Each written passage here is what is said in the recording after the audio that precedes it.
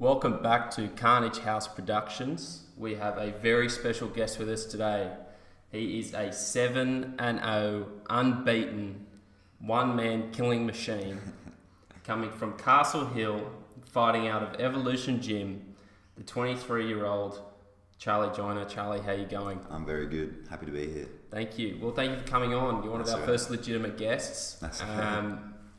So I think this is going to be a good one. We've got Dukes here as well. Dukes is the resident UFC couch expert on all things fighting. He backs himself as a bit of a fighter.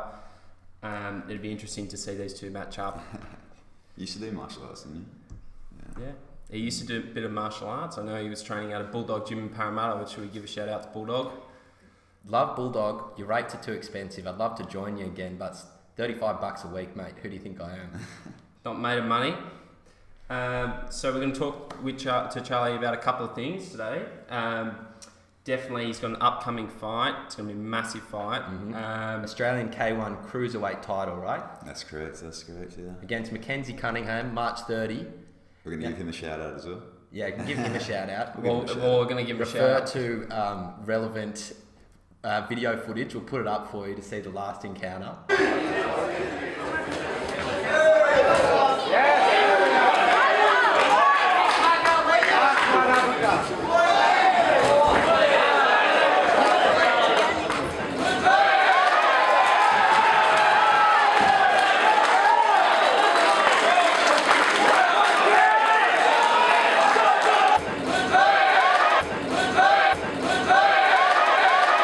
It was an absolute whooping. Charlie Joyner puts a knee to the ribs. I don't think he's been breathing properly since. Oh, mate, Mackenzie. We might have Mackenzie on to see what he has to say about it. He might give A bit of Tyson Fury action. There we go. So how do you, just first off, how do you get to the fight? How do you buy tickets? Yeah, so I'll be selling tickets. So it's in the Central Coast. So it's a bit of a smaller show. I find they're a bit more relaxed up there. So I think at the moment the process is, if you're not going to get a ticket through me, you're going to call the promoter, and he's just got his mobile number on the bottom of the poster. So maybe we can put the poster up or something like that. What we'll do is we'll plug all of that. We'll get all the contact details, slap some posters. And if people want to buy a ticket from you, how do they do that? Probably just contact me through Facebook or Instagram would be the best. Okay. We'll put those details. Do you want to do one of well. these and we'll put it up like that across it? What do? Yeah. Just do. I'll point in. Yeah, that's Follow right. this page. Follow that page. There we go. We'll see if we can do that in production. I doubt it, but we're I hope pretty you can now, because I'm pointing at nothing. There we go. Cool. So why don't you tell us a little bit about why you started fighting? Because I mean, I've known you for quite a while, since we were in school together, and you seem like a bit of a pacifist, I would say. Why are you beating people up now? Well, realistically, it's sort of, I think a lot of people when they start fighting, they'll tell you stories about how, it's something I always wanted to do. I wanted to, get into fights. I've heard people say they want to take a beating, dish one out. Yeah. But for me, it was just, like, I started watching UFC, the UFC blew up, and I just saw the reaction that everyone had, and it's not so much more about fighting, but I just wanted to learn that skill and put myself in that environment. And it was just one thing led to another. I was training, started picking up my training, started sparring, was doing quite well. I think naturally I've sort of picked it up pretty quickly. Yeah, and I've got good gifts for it as well. I can use my reach, long legs. Because there are only really a couple of things, realistically, that someone, I guess your size, Charlie's like 6'8", by the way, for the people who can't see. Yeah. Realistically, that I guess sports you could do. Basketball's obviously one of them, but if it's not basketball, you're kind of semi-limited.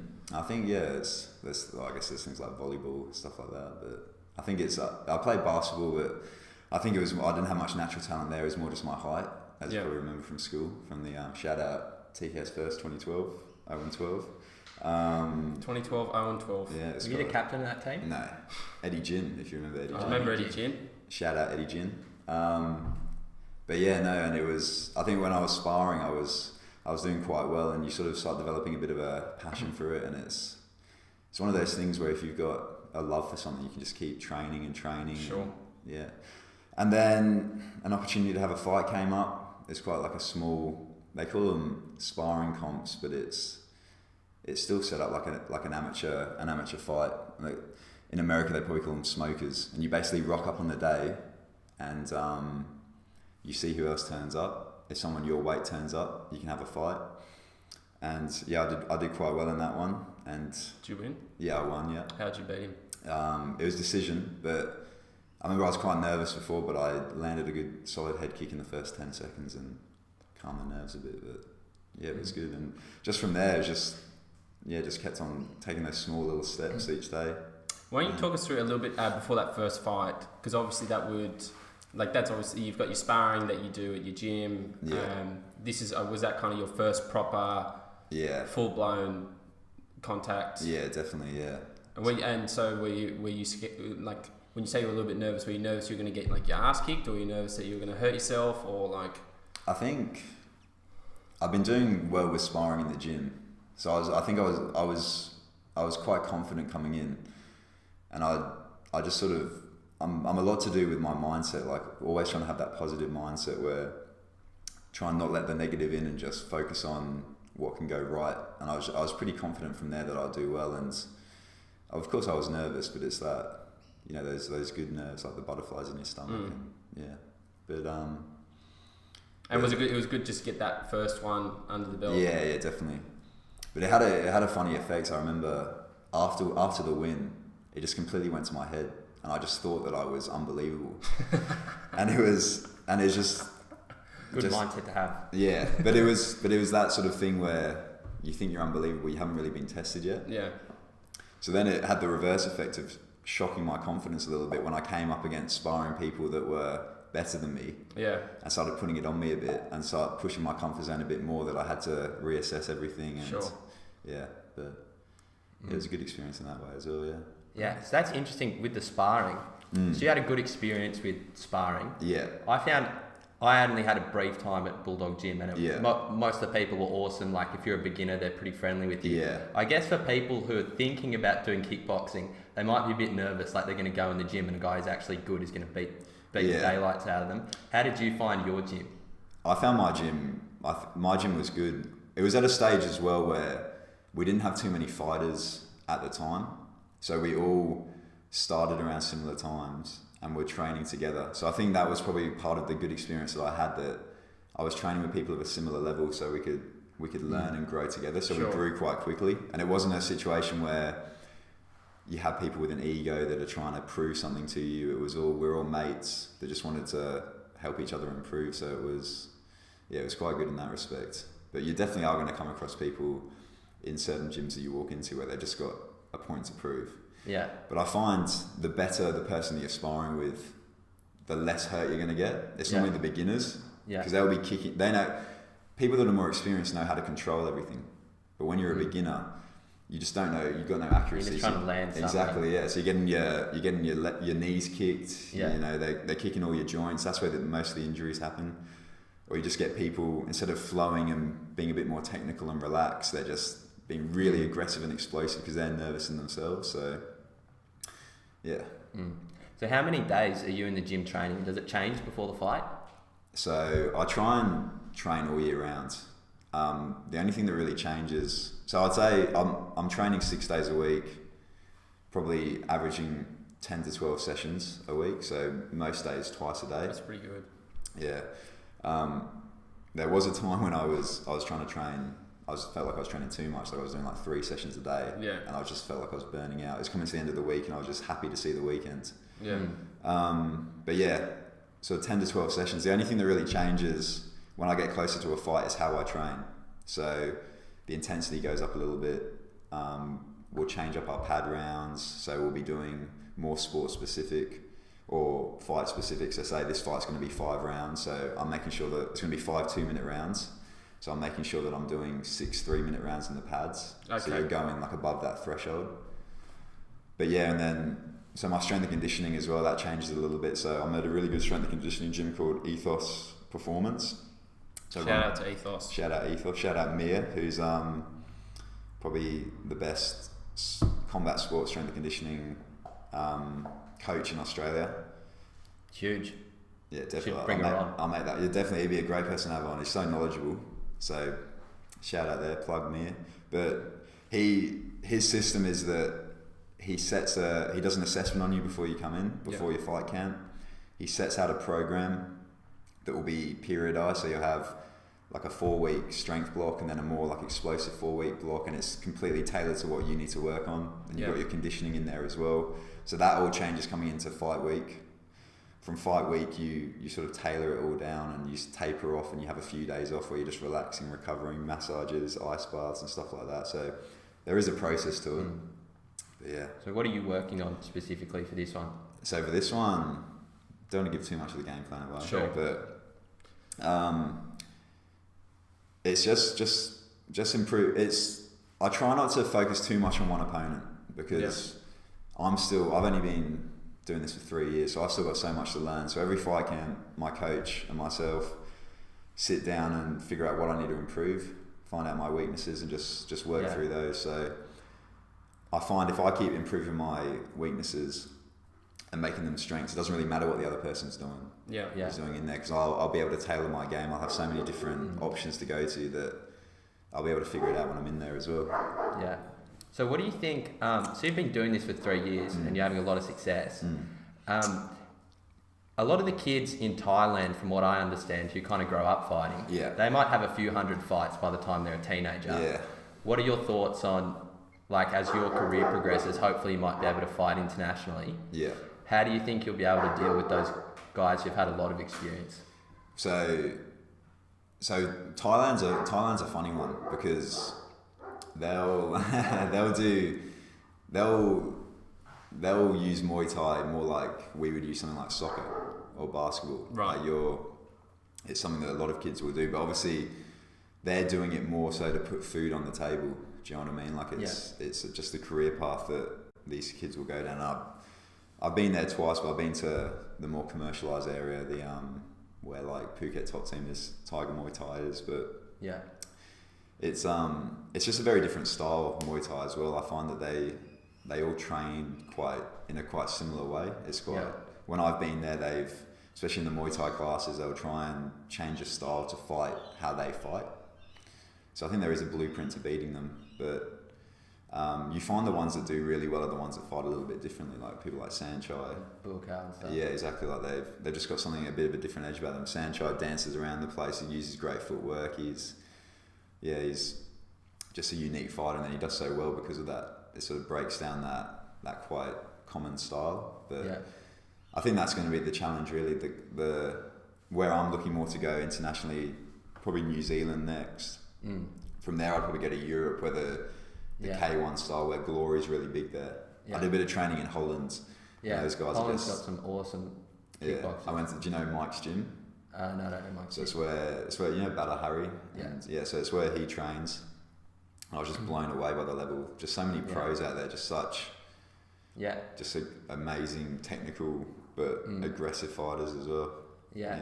Well, when Israel Adesanya was on Joe Rogan's podcast, he said that like the stand up in Australia and New Zealand is way better than the stand up in America, for instance. Okay.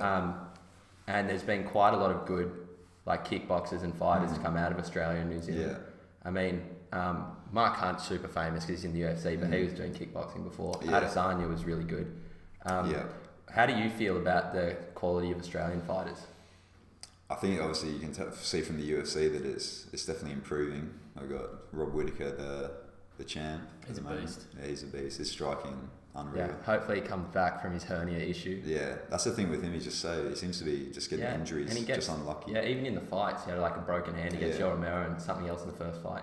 It was his knee in the first fight or something like that, wasn't it? But I think Yoel took it out in the first 10 seconds or something like that. And he's tough, he just pushed through. I think there's a great culture. Like, you can just find fight gyms popping up everywhere.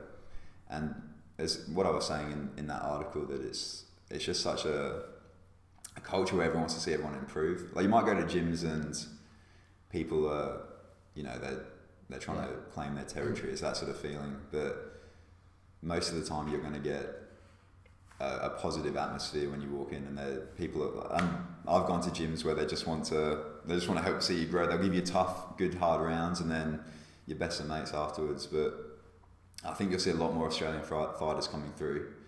Yeah. That's Do you reckon it's better to go to kind of like, obviously your gym was smaller, Yeah. starting up. Yeah.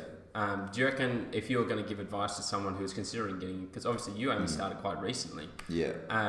If you're going to give advice to someone, would you say go to somewhere a little bit smaller, probably they can give you more, I guess, an intimate experience, or would you say if you just kind of just jump in, get your feet wet a bit? I think the best. Well, I guess it depends on the person as well. Really, some people like being thrown in the deep end, and just the thing is, if you go to a big gym, obviously where there's a lot of professional fighters, you're going to be, and you've got no experience, you're going to be like right at the bottom of that pyramid. You know, where you're not going to get too much attention from the coaches because they're focusing on their professionals that have been with them for years.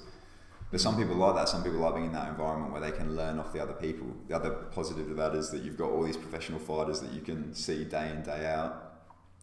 I think the best thing to do is just try out different gyms. And the most important thing, I think, is to find a coach that you mesh well with and build a relationship with them, because if they jump on board like your self-development, then you know you've got two people working on the same project in the end. And that's what I feel like I've got with my coach at the moment, that I've been with him the whole time, and he's taken me from, I didn't know how to throw a punch before, and now fighting for the Australian title. And that's just because he's been dedicated, and I told him what my goals were, and he jumped right on the bandwagon with it, and yeah, we sort of just been doing well from there. So shout out Adrian as well. Shout out Adrian. And so is fighting a full-time thing for you now, or how do you support yourself with your training? So obviously not too much money in amateur at the minute. So at the moment I'm managing, so I was at uni last year, but I started at the start of this year managing Evolution Gym Castle and Rouse Hill, so that's been good. So another good situation where my boss is my coach, so he understands that I've got to train, so our work schedule is based around when we need to train as well, and understands what the lifestyle demands are like as well. So that's been really fortunate. And that's the other thing about developing that relationship with the coach, that he's been able to give me that opportunity as well, because he knows where my goals are. Yeah. So you're doing like business admin stuff or coaching? I did see a video of you floating around of you doing pad work with someone, of you giving someone some pad work. So that was Mark, one of the fighters at our gym. So I'm coaching 6 days a week at the moment, so ranging from teens to beginner kickboxing, and then there's a women's program as well, so doing that's a bit more like boxercise, like cardio kickboxing we call it. So I'm doing that, but that's sort of part of the roles of the manager, because we're a smaller gym. You kind of do a bit of everything. Yeah, exactly. Yeah. And until we grow it a bit bigger and see where it's at, but so what weight is how heavy is Cruiserweight? So 86.5 86 kilos, yeah. And what do you walk around at? You allowed to say? Yeah, I can say. So over Christmas, probably about 97. Yeah. But probably now I'd say I try not to weigh myself too much, because people develop a bit of a negative relationship with the scales, where they're just always worrying about what they're eating, and they'll starve themselves a little bit, and then the weight doesn't go down, and they start stressing out. So now I'd be around 93 kilos, I'd say. So I don't know how it's like in kickboxing. Yeah. I know particularly in wrestling, the weight cuts can be really cruel. Joe Rogan would say that weight cuts are the biggest problem the UFC has right now, because a lot of times fighters, sometimes they don't make weight, which is a problem. A lot of times when you're cutting weight so quickly, you can get sick easily. And so it means that it lowers the quality of the fight, because he says a lot of times you don't get the best version of the fighters that are out there. 100%. How do you feel personally with that, with your weight cuts, and what do you think about weight cutting for other people? Yeah. So I've got two thoughts on it. The first one is, I think the purpose of a fight camp isn't to cut weight, it's to improve as a fighter. But what you see a lot of people doing, and I've seen it first-hand experience of people I know, their main focus is on cutting the weight. So they'll be working at eating less calories, than they need, and at a deficit type of thing. Yeah, that's the word I was looking for. I was going to say surplus, but that's the wrong way. Deficit. And then their training gets affected. So they've got 8 weeks of training where they're working at about 60%, just trying to get the weight down. Feeling crap. Exactly. Tired. Exactly. And and they're not enjoying it. They're hating the whole process. They can't wait for the fight to finish, because then they can go back to get a bucket of chicken. Exactly. That's it. Yeah. And then the other thing with that is that after the weigh-in, so you've got a 24-hour weigh-in, then people just absolutely stuff themselves. Yeah. And their performance is limited that way in the fight, because they're not eating the right foods as well. So they're creating a bad relationship with food. The other thing is dehydration. Now, what a lot of fighters will do, they'll get down to a few pounds, they'll get down to about maybe 2 kilos, 3 kilos heavier a couple of days before, and then just sweat out the remaining weight. So if you think you've dehydrated all this weight, and then you're fighting the next day, so your brain doesn't have enough. Yeah, exactly, doesn't have enough fluid. And you see fighters, they'll get knocked out really easily because they just don't have anything cushioning the brain, really. Yeah. You see the I think Darren Till released some video of him doing a really hard weight cut recently, and you see like it can be quite disturbing when they're like in the bath, like covered with towels, like sweating it out, or like they're on the bike with like these big track suits on, and like they're about to fall off the bike, but they check themselves on the scales. It's like, no, mate, you've got to keep going. But I think in the UFC it can be a problem because there's often like a big difference in the weight classes. And a lot of guys will look up at the next weight class and be like, damn, I can't fight a Yoel Romero, like I'm staying here. Exactly. In kickboxing, what's the different weight classes like? Is it closer? So, you're testing my knowledge here. So this is, because I've been in the one weight class, I sort of not.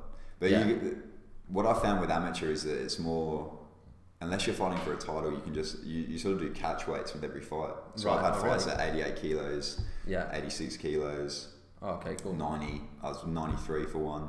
Yeah. So, but there are more weight classes. So you've got more like you'll have like a super middleweight, a middleweight. But in saying that, Glory, it's 5 kilo weight differences as well. So okay, do you want to talk a little bit about Glory and like how Glory relates to the position you're at now? Yeah. So I think it's still quite a way off in the future, but Glory is basically the up and coming kickboxing promotion in the world. I think they're up to about Glory 64 or 65, and they started in 2012. And just got Adesanya fought in Glory as well. Had a few fights in there. But basically they haven't come to Australia yet. But what I've seen them been doing is when they go to a certain city, some people are even having their professional debuts on there. So hopefully when they start coming to Australia, I'll be at a stage where I'm a professional. Sure. Hopefully jump on there as well. Okay. So what does it take to be a professional? What do you have to have achieved? I mean, there's no real blueprint for it. I think you see people, they'll turn professional. They might have 30 amateur fights and they'll turn professional. Or people might have 10 and they'll turn professional. You see, boxing's got this big culture where you try and get as many amateur fights as you can. They do sort of tournament systems where you might have a couple of fights in a day. But you'll see some fighters, I think Lomachenko. Yeah, I think his amateur record was something like 365-1. Yeah, I think because a lot of them do Olympic boxing, they can't go into the professional before. Yeah, exactly. And I think he even went to the Olympics twice. Did he win 08 and 12? Yeah. But I find there's no real blueprint with kickboxing. Like you'll see some people that they've had 50 amateur fights, they turn professional. Yeah. Some have 10. It all depends how well you go. If you feel like you've improved enough, then what's the actual process? So you said because some people do 10, some do 30. There's no minimum amount of fights, or do you have to get qualified? Like, does someone come assess you and say, yeah, you're okay to do it? Or so my understanding of it is that it's just simply a matter of registration. So when you register with the Combat Sports Authority in Australia, you register as amateur or professional. Yeah. So I know professional MMA fighters that also haven't had a professional boxing fight, but they just register as a professional boxer as well. So I think it's just a matter of registration. Then it's finding the fight. So you speak to a promoter, say, I want to have a professional fight, and they'll fight. You obviously can only then fight other professionals at that point as well. Okay. Yeah. Are there any professionals on the same cards as you, or are they different events? Yeah, so there are. So they'll have shows where they're professional, amateurs and professionals. There's, I think on the last show I was on, there was one professional fight on there. But you'll find on the MMA shows they'll try and get a few more professionals on there. But so especially now at the moment, because it's still growing, they'll have a mixture, professional and amateur on there. Okay, cool. So we got Mackenzie Cunningham. Yeah. Coming up. That's the man. What are you expecting from him? So, so I've touched on this in the article, so I'll probably repeat my words here, but I think it's going to be in his hometown. Yeah. Was it Tuckley or Truckley? Yeah, Tuckley. Yeah. I think it's about 15 minutes away from Gosford.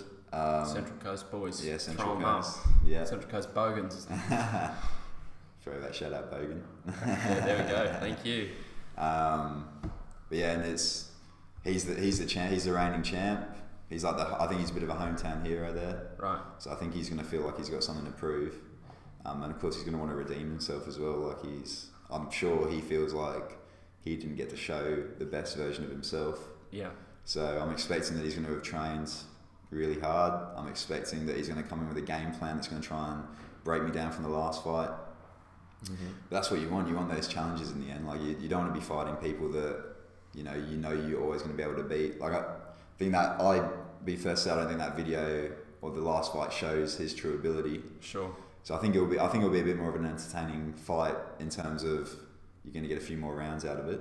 But yeah, that's. Do you reckon he's vulnerable to that knee again?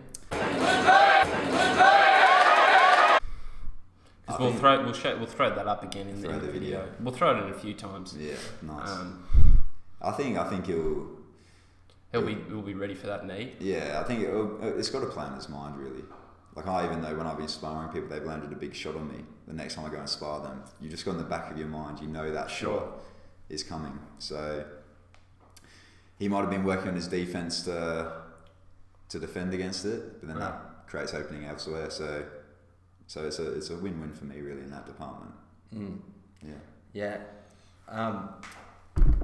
Joe Rogan, love the man. He's going to get another mention. I don't know why don't you just go work for Joe Rogan? Well, they might call us. They can call us the Joe Rogan to Australia now. I think we're about to fill that podcast. What about space. the Rogan Joes? Rogan Joes. Yeah, that was clever. He says that fighting is high stakes problem solving. Mm. Problem solving with deadly consequences. You feel like you're pretty good in that regard. You feel like whatever he brings, you'll be able to get around it. I'm confident. Yeah, I think the people that I train with, like that, I'm training with some of the best, especially sparring with some of the best sort of professional strikers in Australia. So Can you give him a quick shout out? Yeah, Joel Kendrick, probably my toughest sparring partner. I know it's one of those where it's like a love-hate relationship. When we're sparring, you think we hate each other, but we're really good mates outside. And I just know he's always going to give me really good, solid rounds. I probably got, I don't know if it's on that side, I got a bit of a black eye from today, but that was Joel's handiwork. He caught you once? Yeah. He's really good. He's been training since he's about 12 and just really sharp striking. So he's got an upcoming fight as well. And just other people as well. I'm always trying to put myself in that uncomfortable position and just train with better and better people, tougher people. You did mention before, now if we've put up that graphic of Joyner's knee, you might get... might run again. You might run again. You might get the idea that Joyner is an exclusively first round stoppage artist. You did mention before that you had a fight where you were in a bit of a tough position. Yeah, that's correct. Why don't you run us through what that happened, what you were thinking, and then how you were eventually able to overcome it? Yeah, for sure. So that was first fight last year, so 2018. I think it was in April. I think my headspace wasn't great for that fight. It's one of those things where you've got to make sure your mentality's on point, because if there's any sliver of doubt that sneaks in there, it's just gonna manifest, because you're just in you're in a vulnerable position really. Like you're in that spot where there's nothing to hide. If you haven't put the work in, help you. Yeah, exactly. It's just you. There's another person in front of you. Whoever's worked harder, whoever's got the most skill, whoever wants it more. You know, it's all there for the taking, and there's no two ways around it. So I think my mindset coming into that one wasn't great. I'd had a bit of I'd gone on holiday. I've been having doubts about fighting just because of the sacrifices you have to make as well. Sure. I think when you've had 3 or 4 weeks off and you're just relaxing every day, it's sort of trying to get back into that mindset. Yeah. But I came out, first round was really good. So won that round. In the second round, I'm not sure what it was. I don't know if I gassed out or what, but he just landed a big shot on me. And it didn't drop me, but it definitely rocked me. And you can see if you watch the video, I don't know if we'll chuck that up there, but there's about 4 or 5 in a row where I just get like bang, bang, getting smacked. But I managed to stay on my feet, got through the rounds, and then it was sort of that. I'm grateful for those rounds because it was you've got to go through those ones, where it's a real test of your character. Like testing my chin as well. I know I don't have a glass jaw from that one, but it made sure I had to. I remember my coach. I came back to the corner saying, "You've got to win this 3rd round now. Like he's won the second one. So whoever wins this one, you're gonna get the win. Like you got to keep that undefeated record." So I just came out and I just had to push through it. Like I was still feeling the shots. I was tired, but just. What does getting rocked feel like for people? Yeah, so who've never been hit. It almost feels like, to me, I don't know if it's different for other people, but it feels like you haven't been hit. It almost, when you get hit with a shot that doesn't rock you, you know where the shot is. But it's always the ones that you don't see are the ones that rock you. But it's that feeling of, it just.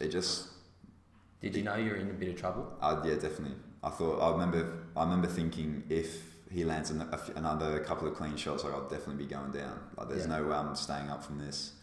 But it was an interesting experience. One of those moments where time sort of slows down and Were you just trying to ride it out a little bit?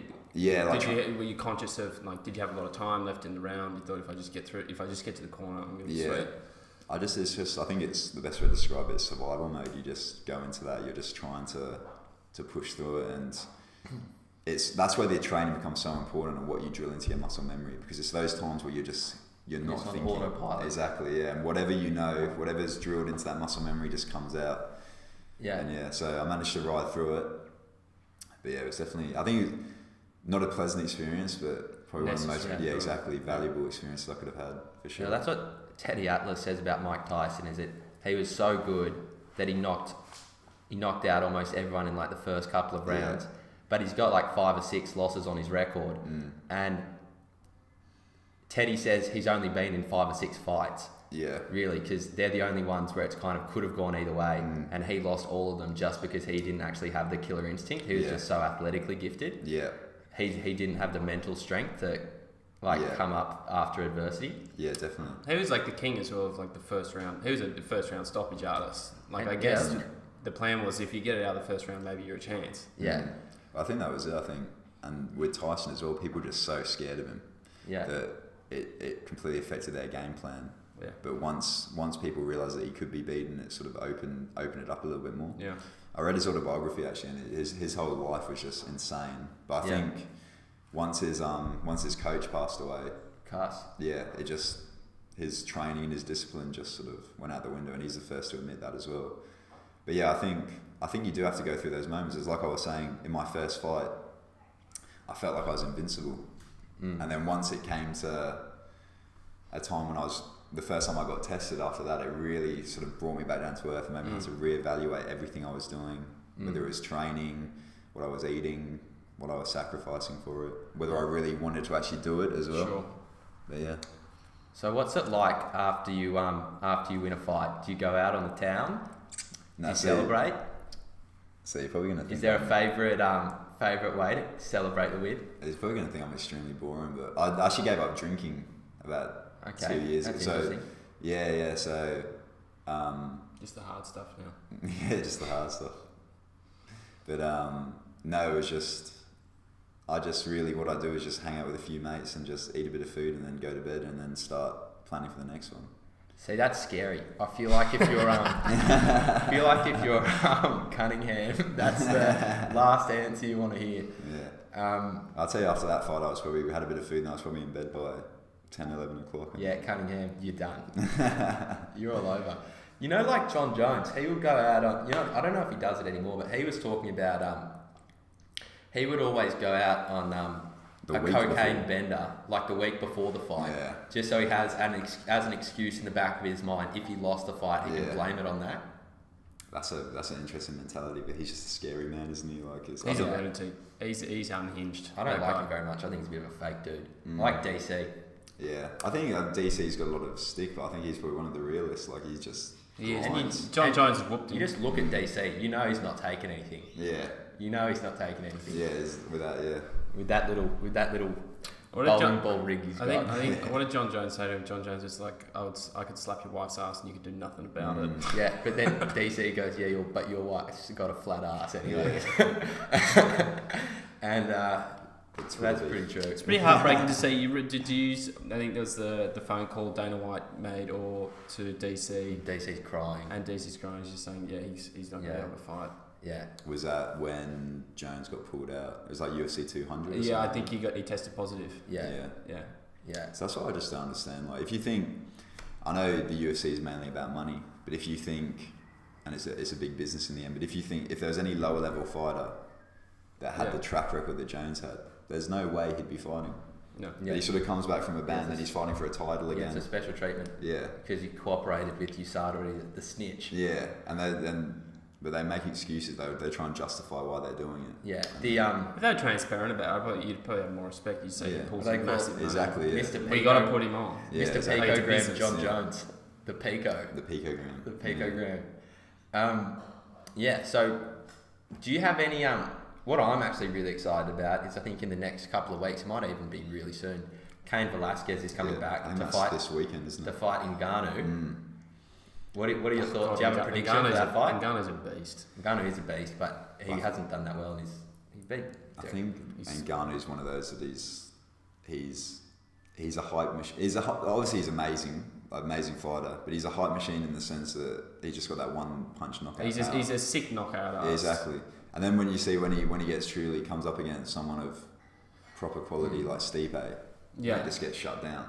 Yeah. And then that completely shot his confidence, sort of brought him back down to earth. And you see him against Derek Lewis, and he threw something like 3 punches in the whole fight. Yeah. So I think Kane's quality. I think people, because he hasn't fought for so long, I think people sleep on him. But I think and I think probably a lot of people who, the casual fans who might have tuned in like the Rousey era or the McGregor era, they might not know how bad of a man Cain Velasquez is. But he's up there with the best of all time. Yeah. Well, I think people were calling him the GOAT of the heavyweights at one point. Yeah. Well, I think they say it's him and Fedor and maybe... I think Stipe. Stipe's up there. And maybe Verdun. Yeah.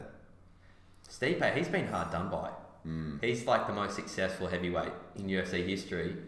Loses to DC and then nobody talks about him. Yeah. And then DC fights Derek Lewis. Yeah. Yeah.